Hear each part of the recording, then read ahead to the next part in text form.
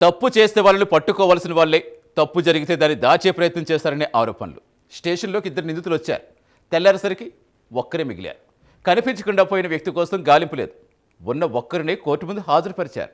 రికార్డ్స్లోనూ మార్పులు జరిగాయనే ఆరోపణలు ఇప్పుడు సంచలనంగా మారాయి. ఒక నిందితుడు మాయవడం దగ్గర మొదలైన ఈ కథ చివరికి ఎక్సైజ్ శాఖలో అంతర్గత విచారణ వరకు వెళ్ళింది. అసలు ఈ వ్యవహారంలో తెర వెనుక ఏం జరిగింది?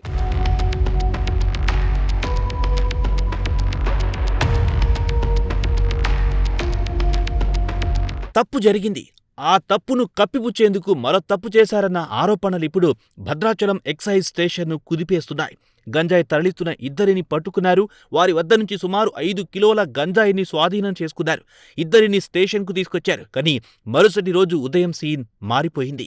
స్టేషన్లో ఉండాల్సిన ఇద్దరిలో ఒక నిందితుడు కనిపించకుండా పోయాడు. పోలీసుల అదుపులో ఉన్న వ్యక్తి ఎలా తప్పించుకున్నాడన్నది ఒక అంశమైతే, ఆ తర్వాత జరిగిన పరిణామాలే ఇప్పుడు అస్సలు సంచలనంగా మారాయి. నిందితుడు స్టేషన్ నుంచి పారిపోయిన వెంటనే అతడి కోసం గాలింపు చేపట్టాలి. ఉన్నతాధికారులకు సమాచారం ఇవ్వాలి. జరిగిన విషయాన్ని అధికారికంగా నమోదు చేయాలి. కానీ ఈ ఘటన బయటకు రాకుండా చేయడానికి ప్రయత్నాలు జరగాయన్న ఆరోపణలు ఇప్పుడు తెరపైకొచ్చాయి. అంతేకాకుండా మొదట ఇద్దరు నిందితులతో తయారు చేసిన పంచనామాలలో మార్పులు చేసి చివరికి ఒక నిందితుడిని మాత్రమే చూపిస్తూ కోర్టులో రిమాండ్ చేశారన్న ఆరోపణలు వినిపిస్తున్నాయి. దీంతో అసలు రికార్డులో ఏముంది, ఆ తర్వాత ఏం మార్చారన్నదే ఇప్పుడు కీలకంగా మారింది.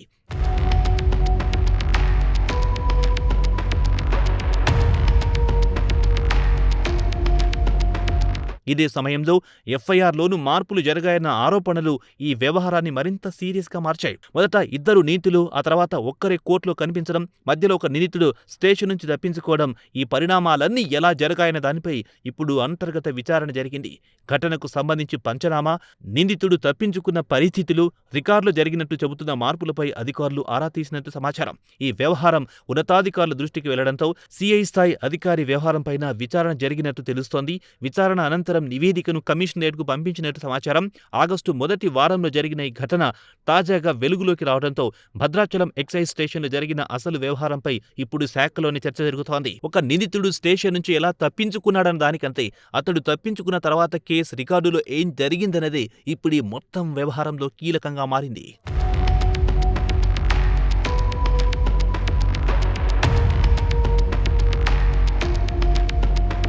చట్టాన్ని కాపాడాల్సిన బాధ్యత ఉన్నవారే తప్పు జరిగితే దాన్ని సరిదిద్దాల్సింది పోయి కప్పిపుచ్చే ప్రయత్నం చేశారు.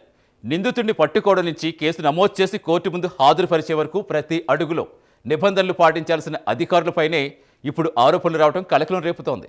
ప్రజలకు భరోసా కల్పించాల్సిన వ్యవస్థలో ఇలాంటి పరిణామాలు చోటు చేసుకుంటే మొత్తం శాఖపైనే నమ్మకం దెబ్బతినే పరిస్థితి ఏర్పడుతుంది. జరిగిన ఘటనపై అంతర్గత విచారణ కొనసాగుతున్న వేళ బాధ్యులు ఎవరైనా ఉంటే వారిపై కఠిన చర్యలు తీసుకోవడం ద్వారా వ్యవస్థపై ప్రజల విశ్వాసం కాపాడాల్సిన బాధ్యత ఉన్నతాధికారులపై ఉంది.